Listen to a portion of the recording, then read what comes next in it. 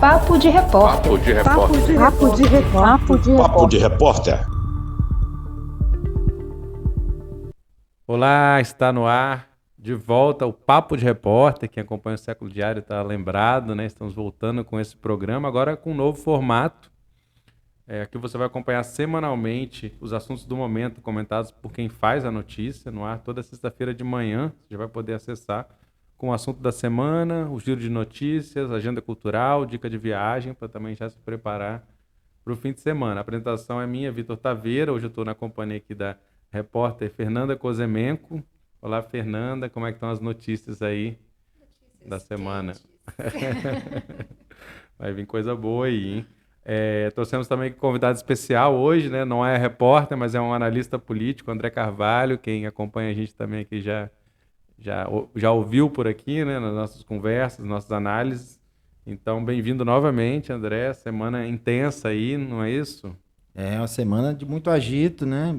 Vitória aí passou, recebeu gente do interior, receberam várias manifestações, né? Muitas atividades que marcaram aí e agitaram a semana do Capixaba. Bom, o assunto da semana que a gente traz hoje é a relação do governo de Renato Casagrande com os movimentos sociais aqui do Espírito Santo. Vamos ter também o quadro de rolê, com a agenda cultural e dicas de viagem do Espírito Santo. Mas antes disso, nós vamos ter o giro de notícias. Bom, as principais notícias da semana na cobertura do Século Diário. A gente vai trazer, por exemplo, começando pela política internacional, o deputado estadual Deninho Silva, do União Brasil, né, se somou à oposição na Serra, né, embora ele seja de Vitória. Ele um pouco que declarou uma guerra ao Sérgio Vidigal, prefeito do PDT. Lembrando que ali na Assembleia, né, a coisa tende a esquentar. Estamos começando ainda a legislatura, mas já está de olho lá no próximo, nas eleições municipais. O deputado Pablo Muribeca, que é novo lá na casa, do Patriota, está se colocando como pré-candidato. Vandinho Leite, do PSDB, também, né? Ele já é um deputado já de mais mandatos, né? Lembrando que a federação PSDB e Cidadania, que é onde está o Vandinho, e onde está também o Fabrício Gandini, do Cidadania, que é pré-candidato a prefeito de Vitória, e também o Mazinho, né? Mazinho está no PSDB e também foi candidato a prefeito de Vitória e quer voltar a ser, teve uma votação baixa, mas ele também está de olho nessa aí, né? Então eles declararam numa carta que a federação vai atuar em oposição ao PT, né? Isso é um deslocamento um pouco do que dizia o Vinícius Simões, que esteve aqui recentemente no nosso programa de política, de que havia que fazer uma aliança contra o Pasolini, né? Esteve aqui com o André Moreira, que é do PSOL, que era uma aliança contra o Pasolini, se colocando como oposição. Agora o Gandini está colocado em outro, né? Uma oposição ao PT, ou seja, seria o João Coser e não o Pasolini, o principal adversário, né? E temos que ver qual vai ser o comportamento do Vinícius daqui adiante, né? Como representante desse grupo político na Câmara, que inclui Luciano Rezende e tudo mais. A gente teve também um episódio lamentável que foi a declaração do vereador da Serra, Igor Elson, né? Uma declaração em relação às políticas, né? A semana da LGBTQIA+ da Serra. Falou que querem transformar o normal em anormal e o anormal em normal. Foi um evento sábado, se eu não me engano, é isso? Evento do PL na Serra, Partido Liberal.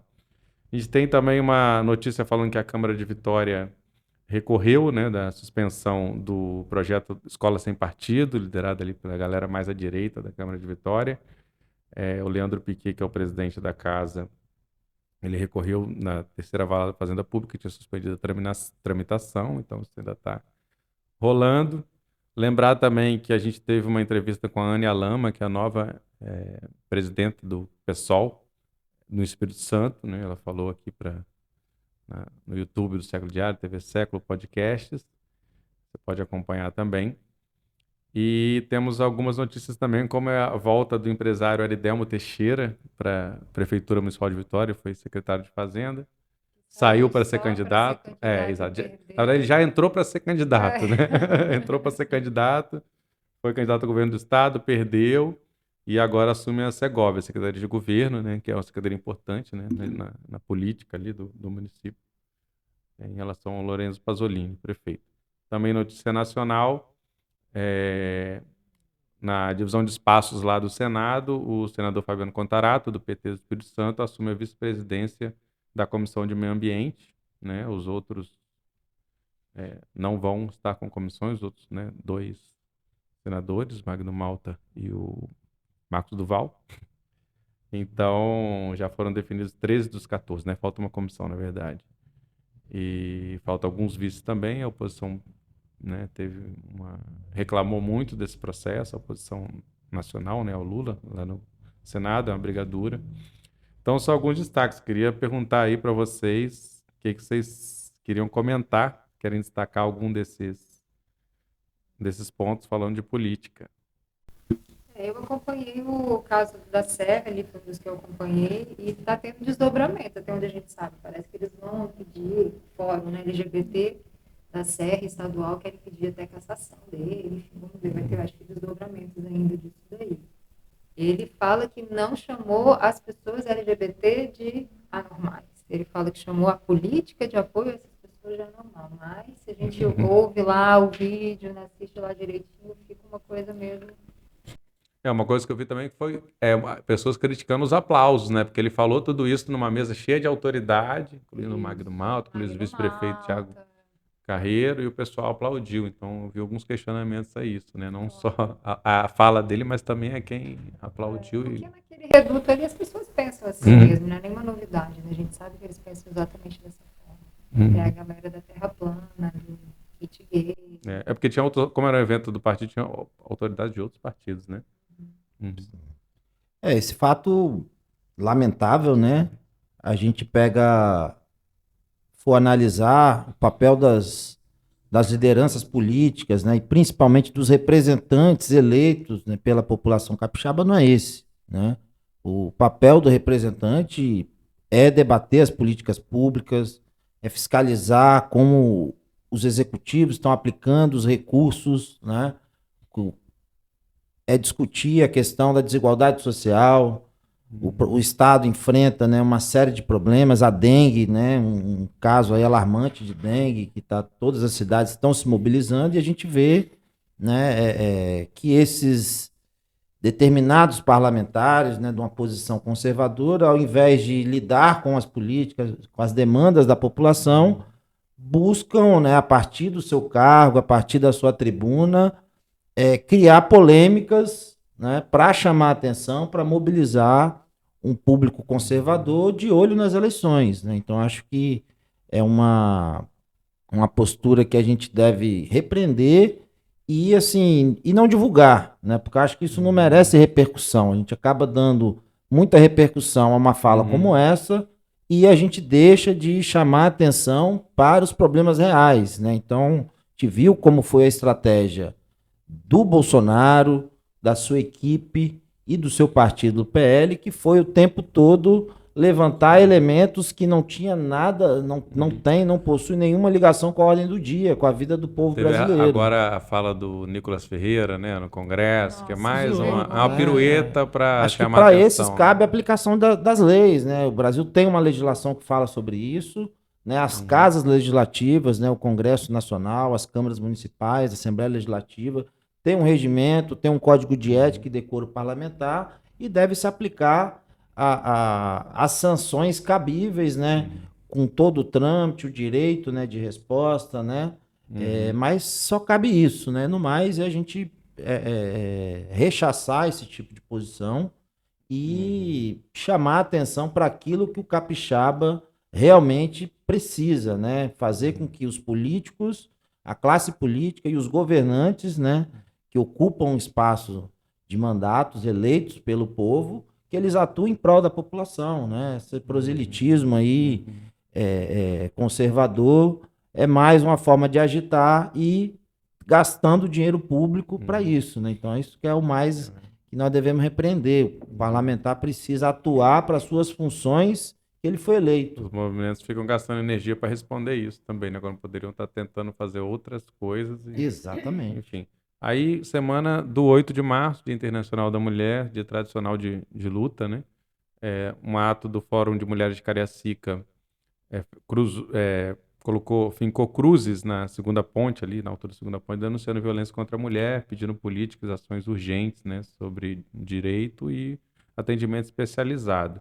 Teve também a marcha no centro de Vitória, destaque da Helena da Globo Repórter foi para as vítimas do atentado de Aracruz, um momento muito emocionante, né, como foi relatado, de homenagem às 4 vítimas, né, daquele atentado na escola Primo Beach, e marcando, né, como sempre, essa data, trazendo as demandas, foi no centro de Vitória, terminou em frente ao Palácio Anchieta. Tivemos também a presença das mulheres da MST, vamos falar no próximo bloco isso, né, do acampamento ali em frente.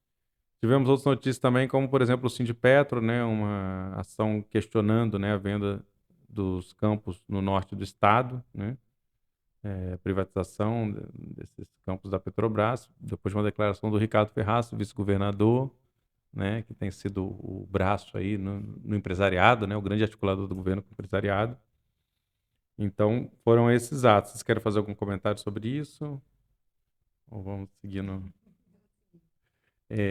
Teve outra questão interessante que foi a questão das comunidades indígenas, né, está ali no jornal, em relação à comunidade Guarani, lá no Caparaó, né, que está rebatendo aí algumas mentiras que estão circulando na região em relação ao terreno lá, a participação deles, ao objetivo ali daquela estadia, que já vem de longo tempo, Bem triste e também isso, as né? aldeias Isolado. formalizaram reivindicações em relação à Fundação Renova, né, que quer propor a quitação geral, que é uma questão que os movimentos vêm discutindo há muito tempo, quitação geral, onde não teria mais nenhuma responsabilidade, sendo que danos ainda podem ser constatados, né, danos passados. Não sei se Fernanda quer passar por algum desses temas aí, brevemente. Posso falar rapidamente dessas duas questões indígenas, né? Essa dos Guarani do Caparaó foi realmente bem triste, assim, a gente receber essa informação de que é uma mentira deslavada, que pessoas ali da redondeza aqui não gostam de indígena, é preconceito mesmo, não querem índio lá. E inventaram uma mentira de que os índios querem tomar 1/3 da área do Parque Nacional do Caparaó. Imagina, a maior unidade de conservação do Espírito Santo, 31.800 hectares, e eles disseram que os índios querem tomar 1/3 dessa área.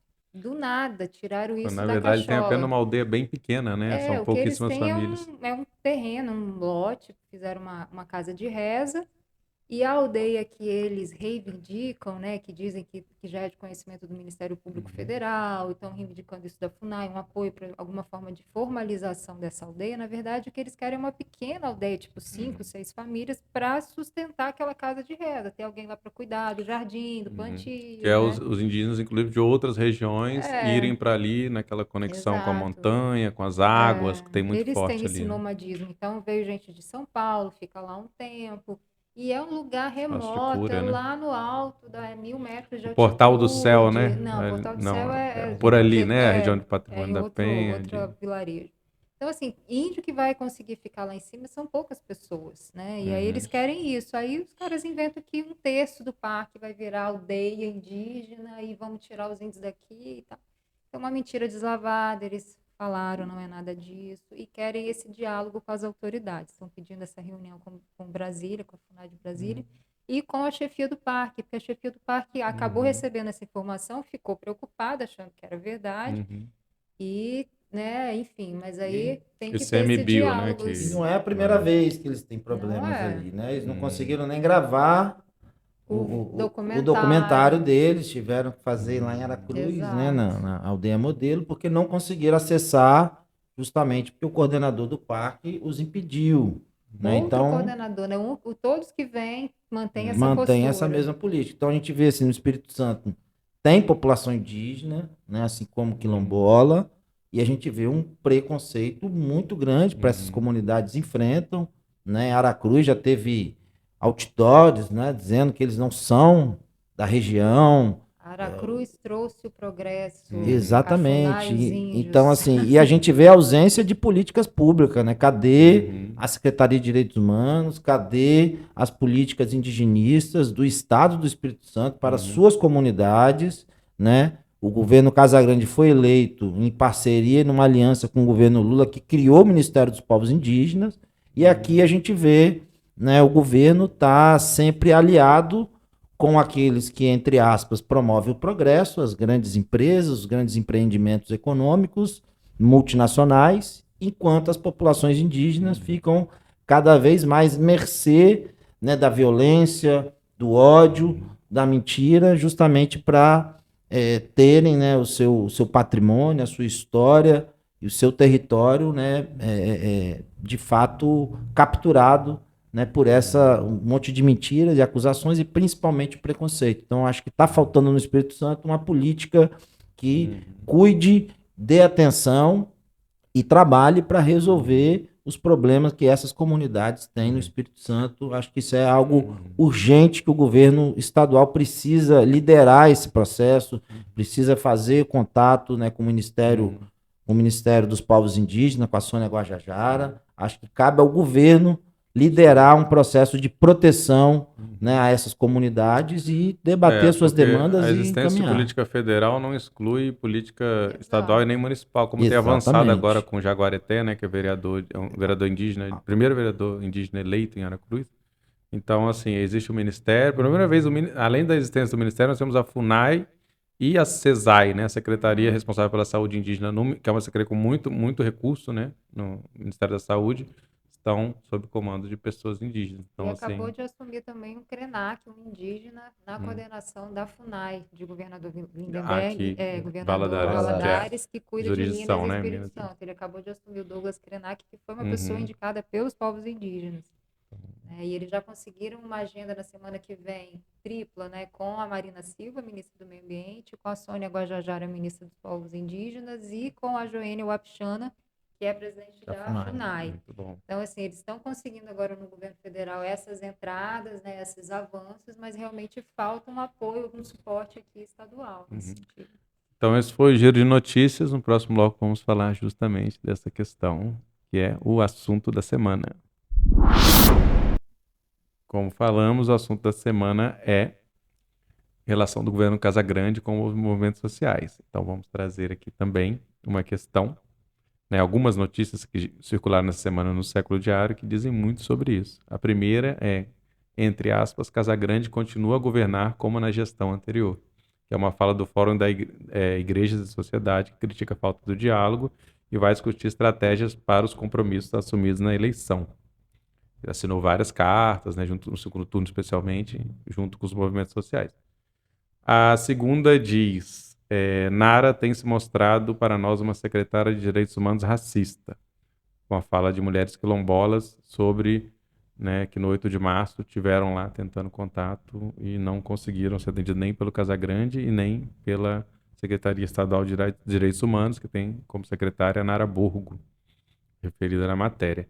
Tem também uma matéria falando que o Espírito Santo não respeita a Lei Nacional do Piso e do Magistério, fala do Sindiups, o sindicato aqui da educação, né, dos profissionais da educação, falando do reajuste, que o reajuste anunciado pela CEDU recentemente vai ser só complemento de salário, que as tabelas de pagamento ainda estão abaixo do piso. Outra notícia também importante é que os servidores estaduais aprovaram o estado de greve. O governo não abriu diálogo nem atendeu outros pontos de pauta, ou seja, era plano de carreira que estava discutindo, não apenas salário, e o reajuste foi de 5%, considerado abaixo pelo sindicato. A outra notícia que nós temos, aí já vai um pouco uma notícia boa, né? Espera-se, né, ser cumprido, Uma boa que é que o promessa. governador, né, ele se reuniu com mulheres, né, foi firmado um compromisso com as mulheres do MST e do MNLN, Movimento Sem Terra e Movimento de Luta por Moradia, um movimento rural e um urbano, né, em que garante que vai regularizar os acampamentos que estão em áreas patrimoniais. Tem vários acampamentos, né, do MST especialmente, que estão já há alguns 5, 10 anos já, né, acontecendo, produzindo alimentos e que ainda não estão regularizados, né, há um pedido para que se volte a fazer assentamentos estaduais, que foram os primeiros assentamentos do governo de Gerson Camata, foram feitos pelo Estado do Espírito Santo, depois foram feitos vários pelo INCRA, né, nacionais, mas assim, o Estado também, novamente falando, né, não é porque existem políticas nacionais que as políticas estaduais não precisam ser feitas, né, elas são complementares, então essa é uma reivindicação antiga. E aí passo para vocês a começar pelo André agora. Deixa a Os Fernanda. comentários. Semana do 8 de março, né? A gente tem que Então, saber essa se boa colocar. notícia, né? Vamos começar com a boa notícia, né? Essa com as mulheres do MST, realmente foi uma boa promessa, né? Elas conseguiram esse avanço depois de um ano, porque essa mesma pauta tinha sido apresentada no 8 de março do ano passado, a mesma pauta, conjunta com as quilombolas e tal. E aí não tinha havido avanço em um ano. Na verdade, o que elas relataram é que uma coisa foi o IDAF conseguir entregar para elas esse mapeamento de onde estão as terras devolutas e patrimoniais e que tem acampamento, né? Fez esse mapeamento e entregou para elas. E aí, com base nisso, sim, Casa Grande se comprometeu ali, viva voz com elas, de que vai se empenhar para regularizar alguns desses acampamentos. Aí deu destaque para um que está ocupado pela Suzano, né, que o MST já tem claramente que no Espírito Santo a Suzano é a maior inimiga da reforma agrária, que ocupa grandes áreas devolutas, patrimoniais e tal. Então, houve esse compromisso do governador de fazer isso. Também uma área da Petrobras, que é, na verdade, uma área devoluta, mas que tinha um projeto da Petrobras, lá em Linhares, que é na região de Palhau, e ele disse que vai ver com a Petrobras. Ele no ano passado tinha se esquivado mais. Aí esse ano ele falou que vai ver com a Petrobras. Se ela realmente não tem interesse em retomar o projeto, ele vai regularizar aquilo ali.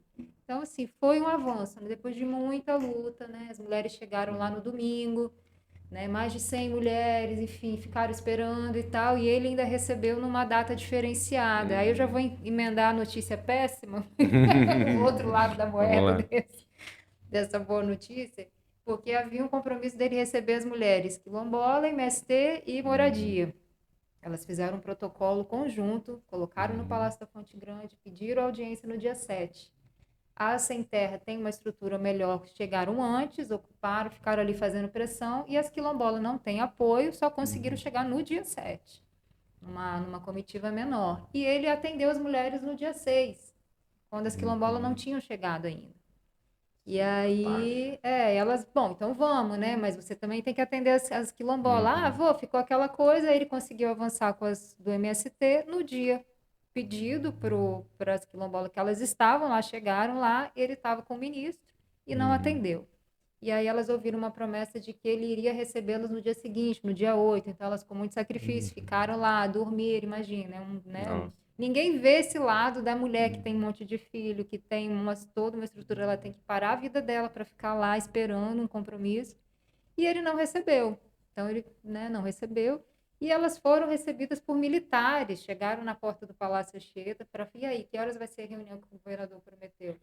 E 2 militares receberam elas, e elas se sentiram intimidadas com aquela situação, né? Cadê a Secretaria de Direitos Humanos que a gente conversa? Não vai vir ninguém aqui? E ficou aquela situação e a Nara não apareceu, né? Que é a secretária de Direitos Humanos. E aí isso foi uma gota, transbordou um caldo que já vinha se acumulando há muito tempo, que elas falam, a Secretaria de Direitos Humanos, a Nara, nunca recebeu a gente, nunca nos atendeu. Então, ela é racista, né? Foi a fala que saiu. Nós temos uma secretária de Direitos Humanos racista que não nos atende. Então, elas tiveram que voltar para o norte sem nenhuma reivindicação ouvida, e a pauta delas não avançou nada também de um ano para cá. Está toda lá, elas estão sem água, sem energia, sem segurança, estão sendo ameaçadas. É um problema de direitos humanos muito sério ali dentro do Sapê do Norte. Elas sofrem ameaças físicas mesmo, as pessoas, né? Não só as mulheres. E voltaram de mãos vazias, sem nenhum atendimento, né? Mas há uma promessa no ar de que em abril, Casa Grande vai abrir uma data para recebê-las, e a gente espera, né, que isso realmente aconteça. Assim, primeiro, acho que o assunto não é a relação do governo Casagrande com os movimentos sociais. É a falta de relação do governo com a sociedade civil, né? Em especial os movimentos sociais, porque se for observar, qual tem sido a agenda do governo, né? A agenda do governo tem sido para o grande capital, né? Né, quando, por exemplo, ao anúncio da Petrobras e do governo Lula de parar o processo de desinvestimento da Petrobras, tirando os campos de petróleo e gás aqui dos próximos leilões, né, não demorou nem 24 horas, o governador Casagrande e o vice Ricardo Ferraz já estavam lá em Brasília para conversar com o governo, com o presidente da Petrobras, para pedir a manutenção desses campos nos próximos leilões, né? A AS Gás, constituída em 2018, né? Tem uma guerra na Ucrânia, o preço do gás está indo lá em cima, né? O Espírito Santo tem uma pujança aí na produção de petróleo e gás, né? É um dos maiores commodities aí que compõe a nossa economia, está sendo privatizada, né? Há toque de caixa e assim, com uma celeridade impressionante. Então o governo está atendendo a agenda econômica, está atendendo a agenda do grande capital e os movimentos sociais ele está isolando mais uma vez, né? O principal erro do governo passado, e esse foi um debate, foi condição das eleições para que os movimentos sociais, para que as centrais sindicais, os sindicatos, os movimentos do campo e da cidade, né, tiveram que fazer um voto crítico e apostar, né, na palavra de confiança do governador, que não vem sendo cumprida mais uma vez, né? Que seria um novo governo, e um novo governo se construiria com novas práticas e com uma nova relação. Ele reconheceu o erro da falta de diálogo. Porém, né, o Casagrande é cercado de secretários neoliberais, né, secretários conservadores, pessoas que não estão em contato com a realidade do povo e estão trabalhando para resultados do capital privado, né? Então, acho que esse é a grande questão que está sobre o governo Casagrande, né? A gente vê a indústria capixaba aí nos piores resultados, tá? Estão as notícias aí circulando, né? O IBGE soltou indicadores, né, dessa situação econômica dos capixaba. A terceira maior fonte de pujança econômica são o consumo das famílias, né? E aí vão entrar aí tanto a situação do campo, né? A falta de terra, a falta de condições de acessar programas, né? De poder produzir mais e melhor e levar um alimento mais barato e de melhor qualidade para a mesa das famílias dos capixabas, ela é um entrave, é isso aí, né? A taxa de redução da desigualdade social foi muito abaixo, né?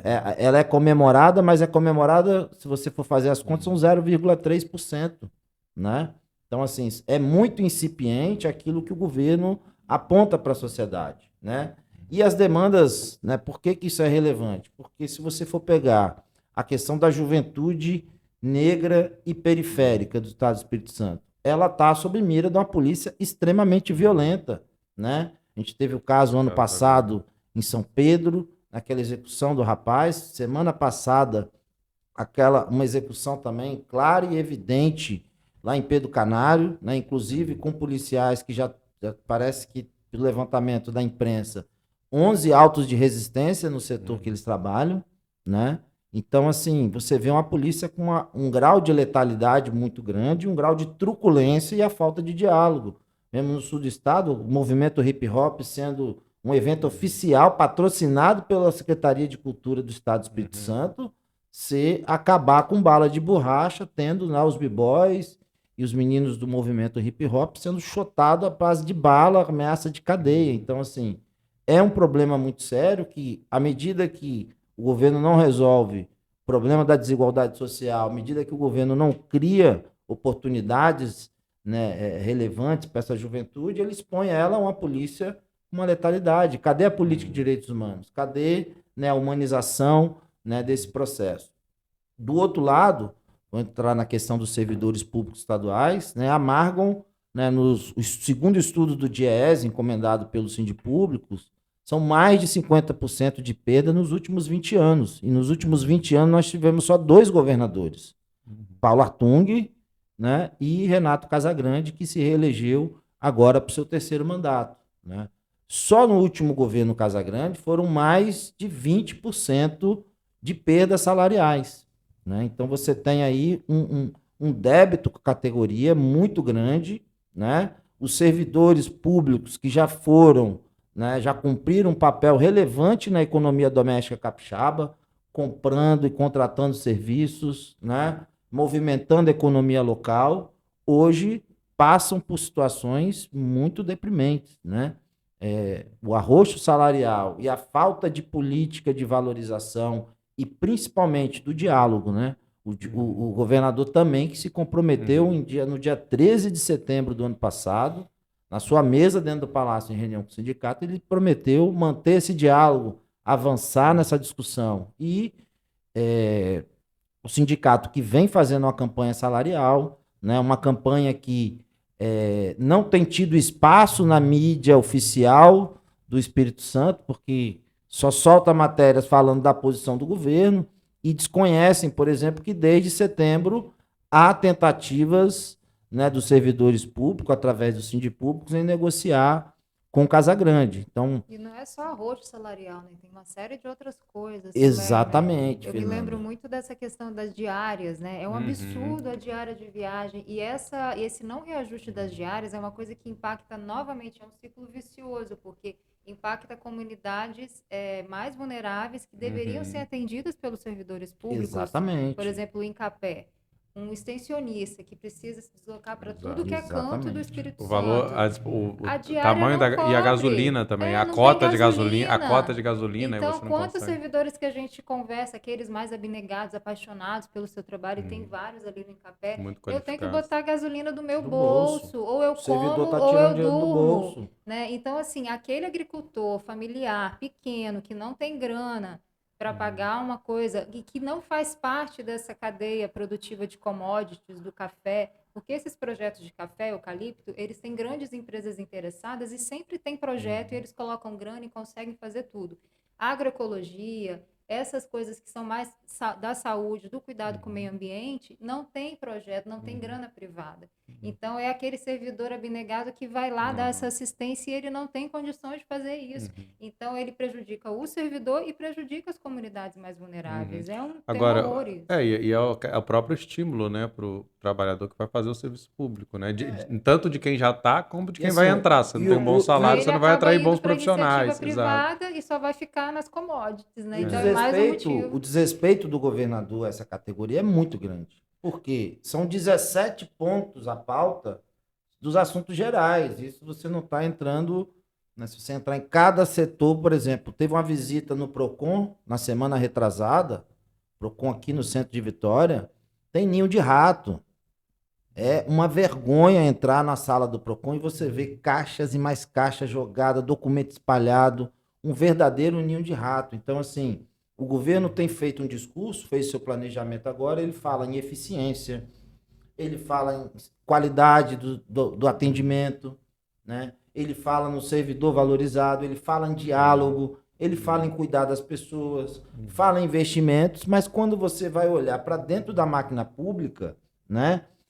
Todos esses investimentos têm sido feitos na carta da rede privada, né? São obras públicas que são feitas, realizadas com investimento público para um ente privado assumir e gerir a política. Por exemplo, você tem, né, uma política que é um reconhecimento, é um avanço, mas, por exemplo, CRJs, né? Os CRJs não são administrados por uma política estadual, são entidades, organizações sociais. Alto nível de precarização, né? A própria política de comunidades terapêuticas, né? Exatamente. Então você vê assim, uma na terceirização. Saúde, na educação, né? Em todo canto. Se a gente for catar, o dinheiro público está sendo levado para a iniciativa privada. E, assim, o privado tem atuado de uma forma muito mais precarizada. Trabalhador privado, dessas empresas que estão recebendo dinheiro público, tem sido muito não tem vínculo, você troca constantemente, encerra-se o contrato, vem uma outra empresa, então você tira o profissional da ponta que já criou relações.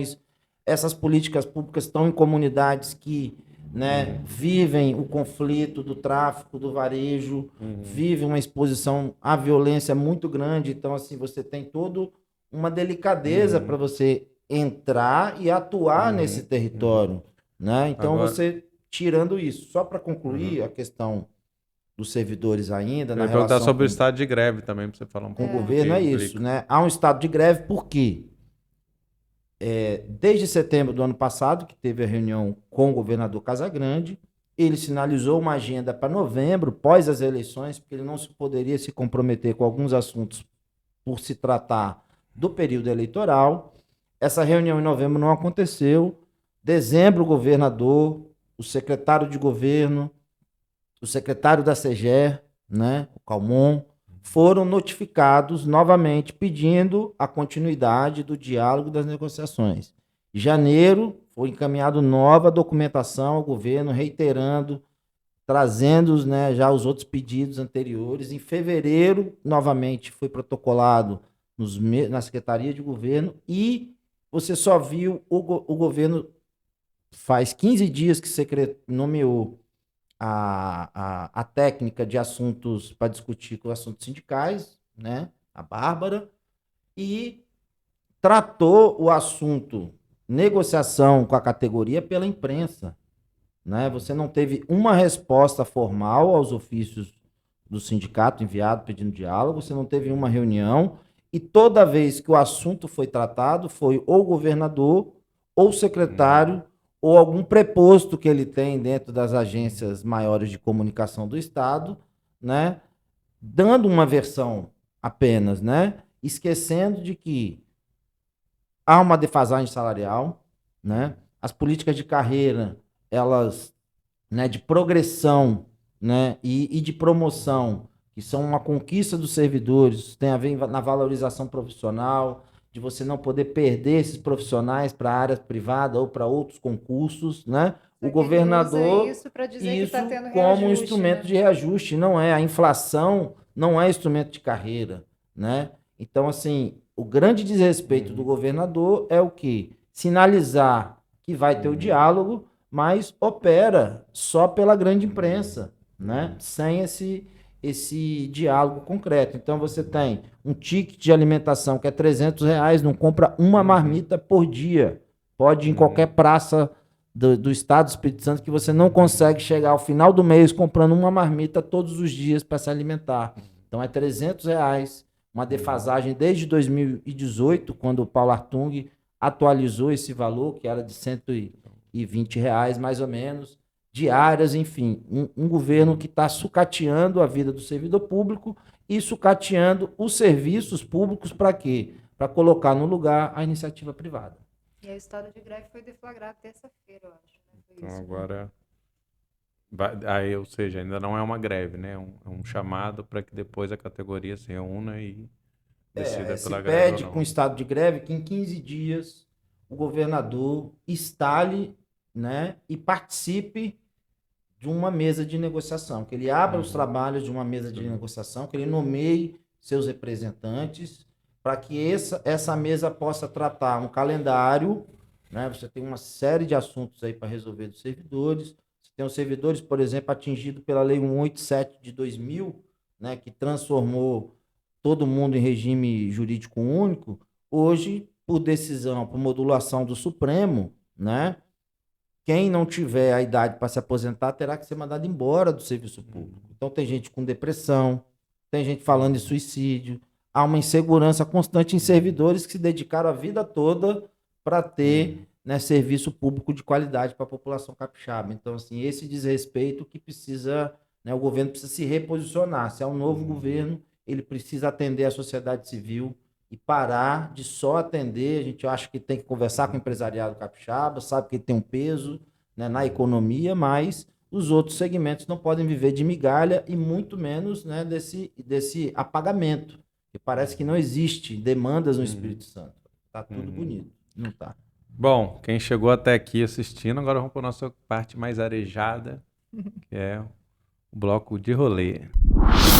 Bem, as dicas culturais da semana, vou passar duas aqui rapidinho. Movimento Cidade, edição Favela, vai acontecer nesse sábado, 11 de março, a partir das 17 às 23 horas.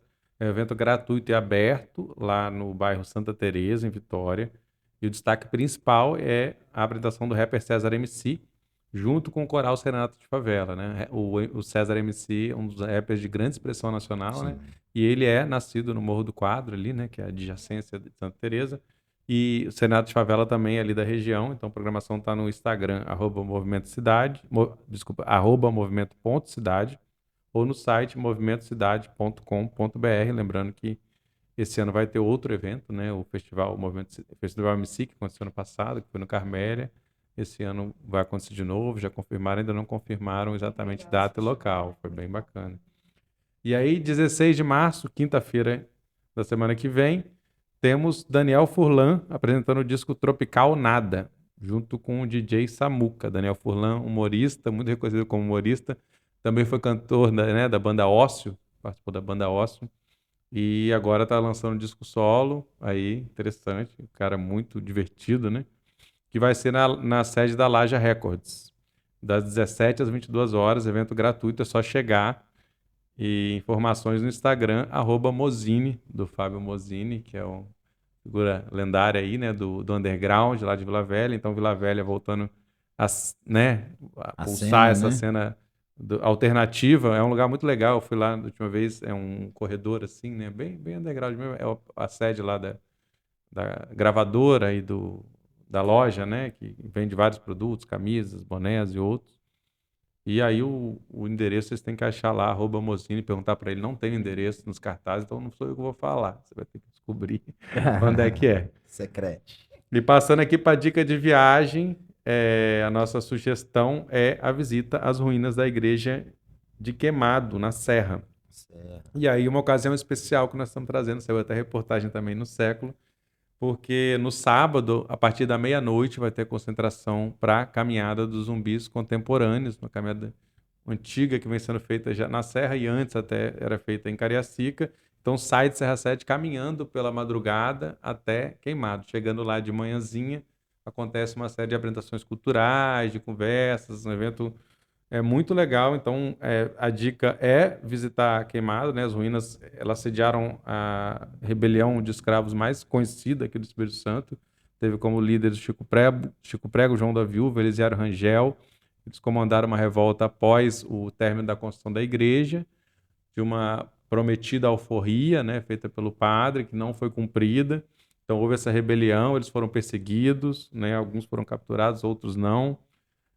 Em 1849, mais precisamente 19 de março, e é por isso que o movimento negro capixaba, especialmente o movimento negro da Serra, todo ano realiza essa caminhada. Foi parada por causa da Paralisado, pandemia, né? Então voltando tá agora. voltando agora, no fim de semana mais próximo do dia 19. E é interessante que ela é de noite, eu até pergunto, né, por que de Uhum. noite, né? Ficar a noite inteira caminhando, por que isso?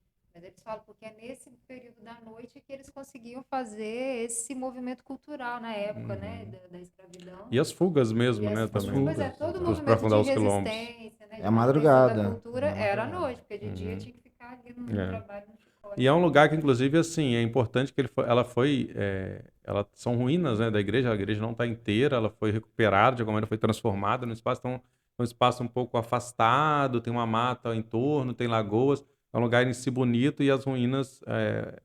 e ainda está sendo feito alguns atrativos, ainda não está totalmente pronto, mas... Vai ter E, um Vitor, eu acho que Ela museu. se assim. deteriorou, essa igreja, né? Tem fotos antigas, você vê que ela estava inteira. E ela Tava, foi. o descaso, né? Com o patrimônio que levou ela Porque a virar ruína, assim, mas hoje ela é uma e ruína esse que descaso representa. com o patrimônio é o descaso, né? A gente tem uma sociedade marcada, capixaba, marcada pelo padrão alemão, italiano, suíço, europeu, que fez questão de apagar essas histórias. Então, acho que, assim, além de tudo, as ruínas de Queimados, a marcha, né, dos zumbis contemporâneo, ela é um movimento que resgata uma história uma rebelião de grandes proporções para no período que ela ocorreu, né? Então, assim, a gente só vai lembrar de Quilombo dos Palmares, em Alagoas, naquela região, sendo que a gente tem também a nossa história e a gente precisa resgatar isso. Lá é um lugar de fato muito bonito. Tem, né, um riacho lá embaixo, uma cachoeirinha que dá para você descer a trilha, tomar um banho. E é um lugar maravilhoso e eu tô animado, inclusive, para ir no sábado lá. Vou ter que Porque perder a Zildinha, né? Para é, poder fazer essa caminhada com a dá turma. para pegar um pedacinho, talvez, né? Então, Não meia-noite esquenta na começa lá a Zilda. caminhada, Eles já se sábado para concentram domingo. 7 horas da noite, já vai estar lá. Já Quem vai, quiser, sai aí meia-noite, de né? 7 até 9 horas tem alguma apresentação cultural, já e meia-noite é parte Importante mesmo. isso, né? Então, sábado à noite já tem apresentações culturais lá em Serra Sede. Então, também quem não tiver condições de fazer a caminhada pode ou ir, né, no sábado ali, aproveitar a noite e de manhã. Apoio também, Tem né? transporte Se a pessoa sim, cansar, perfeito. e tem 2 horas de intervalo, às 2 da manhã tem uma parada num sítio lá de agroturismo com uma moda de viola, comida, quem quiser dorme. E quem não aguentar continuar andando tem transporte. então- Bora. Eu tô querendo ir também, vamos fazer Bora, um bonde Vitão. aqui. A gente já forma o bonde e vai junto. Pessoal, é isso. Espero que tenham gostado, né? Esse foi o Papo de Repórter de retorno com Fernanda Kozemenko, André Carvalho, convidado especial. A gente volta na próxima sexta-feira, sempre pela manhã, nas redes do Século Diário. Lembrando para todo mundo se inscrever aí nos nossos canais, né? No YouTube, nas plataformas de áudio, Spotify, Google Podcast. E acompanhar também as notícias diárias, sempre que você tá lá, todo dia, dá uma olhada no séculodiario.com.br para ficar Século Diário sem censura, né? totalmente cobertura independente. Então né, compartilhe, comente também na nossa rede, que isso também fortalece essa imprensa independente. E aí, a semana que não der para você olhar todo dia, corre aqui, né? Que a gente vai estar toda sexta trazendo um resumão e um resumo comentado também com coisinhas a mais para também Bastidores. incrementar. Sempre vale a pena assistir. Mesmo se você ler tudo, vai ter coisa Pelo nova. menos ouvir, né? Descansar ouvindo enquanto prepara o café da manhã. Isso aí, né? tá no trânsito, enfim, tá lavando louça, estaremos por lá. Sim. E se quiser assistir, estamos aqui também, ó. Na cara e na coragem. Vamos lá, até logo, tchau, tchau.